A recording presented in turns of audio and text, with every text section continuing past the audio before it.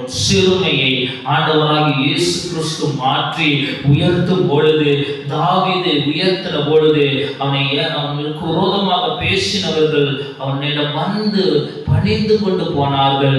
அதே போல அவனுக்கு விரோதமாக பேசினவர்கள் எல்லாரும் உன் பட்சத்தில் வரும்படி தேவன் மாற்றுவார். பொய்யாக சொல்லி உன்னை சிறுமைப்படுத்தலாம், அசிங்கமாக பேசி உன்னை சிறுமைப்படுத்தலாம், அவமானப்படுத்தி உன்னை சிறுமைப்படுத்தலாம்.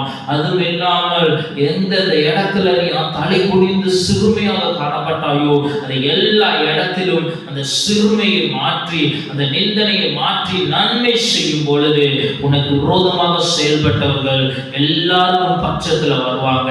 அந்த சிறுமையின் நேரத்துல தாவீது என்ன செய்தாரோ, தாவீது தேவன் பார்த்து கொள்வார், தேவன் நன்மை செய்வார் என்று சொன்னது போல உன் சிறுமையை கண்ணோக்கி பார்க்கும் பொழுது தேவன் பார்த்து கொள்வார் என்று இருங்க.